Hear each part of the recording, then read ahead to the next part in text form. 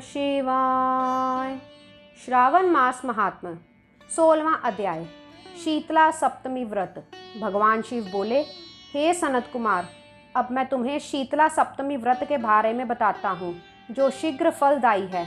इसके लिए श्रावण मास के शुक्ल पक्ष की सप्तमी तिथि दीवार पर बावली बनाकर उसमें अशरीर रूपी संज्ञक दिव्य रूपधारी 7 जल देवों के चित्र बनाएं तथा 16 प्रकार के उपचारों से जल देवी की पूजा कर उसे दही, ककड़ी और भात नैवेद्य स्वरूप अर्पण करें। इसका वायन केवल ब्राह्मणों को ही दें। इस तरह 7 वर्ष तक निरंतर व्रत करके प्रतिवर्ष 7 सौभाग्यवतियों को भोजन देकर ही उद्यापन करें। सोने के एक बर्तन में 7 जल देवों की मूर्तियां रखकर प्रथम दिन अपने पुत्र के साथ व्रती को उनका पूजन करना चाहिए।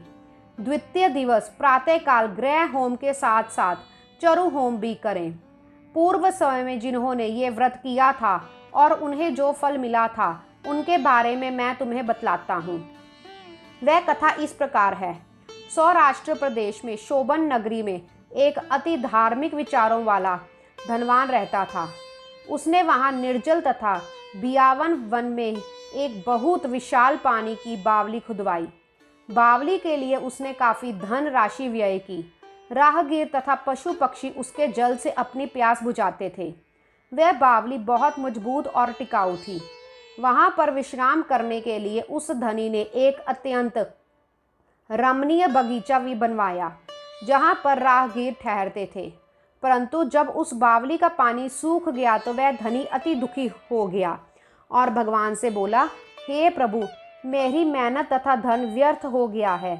इन्हीं विचारों से ग्रस्त वहाँ पर वह धनी दुखी हो रात को जब सो गया तो स्वप्न में जलदेव ने दर्शन दिए और बावली को पुनः पानी से भरने का उपाय बताया। अतः हे दनद, वह तुम मुझसे सुनो। यदि तुम अपने पौत्र की बलि दे दो तो ये बावली तुरंत मीठे पानी से भर जाएगी। ये सुनकर धनिक पहले तो बहुत विचलित हुआ, परंतु घर आकर उसने स्वप्न की बात अपने पुत्र द्रविड़ से कही और ये सुनकर वह धर्मात्मा पुत्र बोला, हे पिताश्री, इस शरीर को जन्म देने वाले तो आप ही हैं। अतः ये दोनों आपकी आज्ञा अनुसार ही आचरण करेंगे। आप किसी प्रकार का विचार विमर्श ना करें, हमें सिर्फ आदेश दें। केवल धर्म ही अमर रहता है, बाकी सब कुछ नाशवान है। आपके 2 पौत्र हैं, शितांशु और चंडाशु। आप निसंकोच हो मेरे बड़े पौत्र की तुरंत बलि दे दें। परंतु हे पिताश्री, घर में ये बात आप औरतों से गुप्त रखें, क्योंकि आपकी बहू गर्भवती है। उसका प्रसव काल निकट है, वह मायके जाएगी। उसके साथ आपका छोटा पौत्र भी, मेरा छोटा पुत्र, साथ जाएगा। उस समय आप मेरे बड़े पुत्र की बलि आसानी से दे सकते हैं। सब कार्य निर्विघ्न समाप्त हो जाएगा। पिता बोले, हे पुत्र, तुम धन्य हो, वंदनीय हो। हे मेरे आज्ञाकारी पुत्र, प्रभु तुम्हारा कल्याण ही करेंगे। कुछ काल पश्चात जब धनद की पुत्र वधू प्रसव के लिए जाने लगी तो पुत्र द्रविड़ ने अपनी पत्नी से कहा, हे सुभगे, तुम प्रसव के लिए मायके जा रही हो तो छोटे बेटे को अपने साथ लेते जाओ, बड़े बेटे को मेरे पास ही छोड़ जाओ। पत्नी ने अपनी पति के आदेश का पालन किया और बड़े पुत्र को घर पर छोड़कर छोटे को साथ ले गई।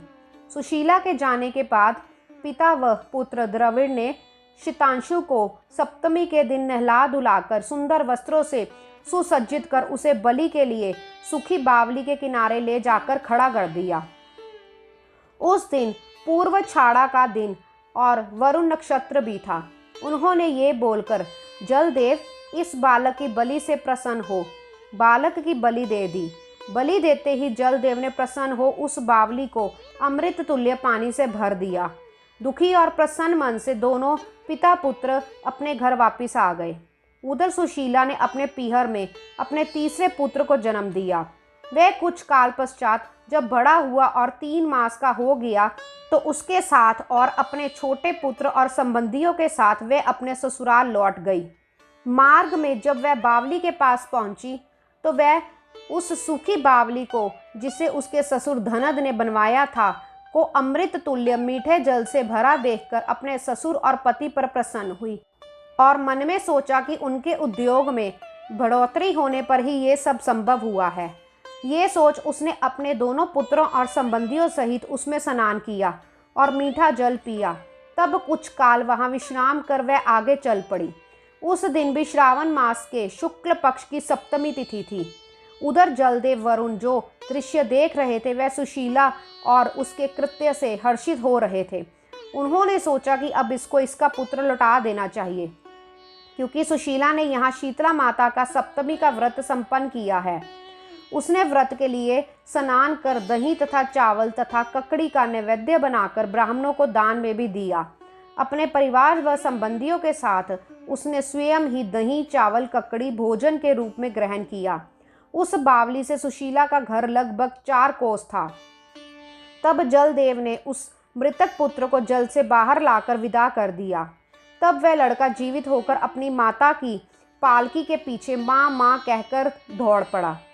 सुशीला उसकी आवाज़ सुनकर पालकी रोककर हैरान हो उसे गोद में बैठाकर प्यार करने लगी, परंतु वहाँ पर उसने पुत्र से कुछ नहीं पूछा।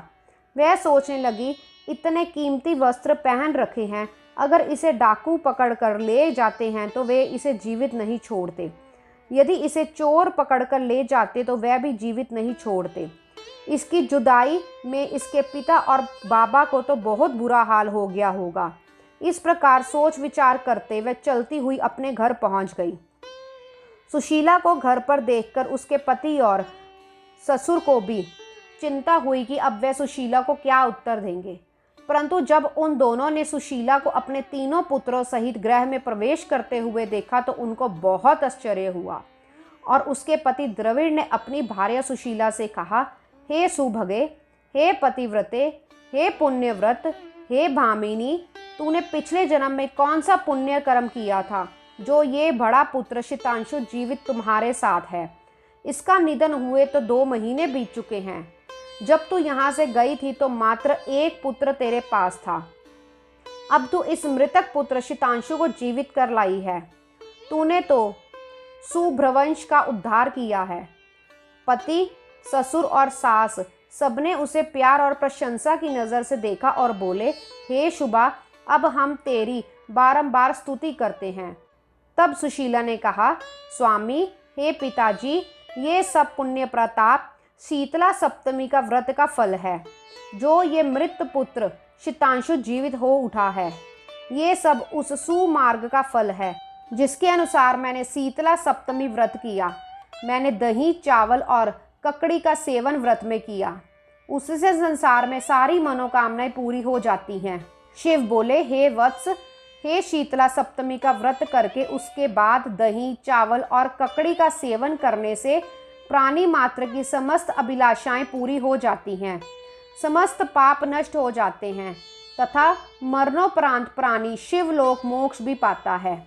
इस 16वें अध्याय के पाठ श्रवण से मोक्ष की प्राप्ति होती है। गौरी शंकर भगवान की जय।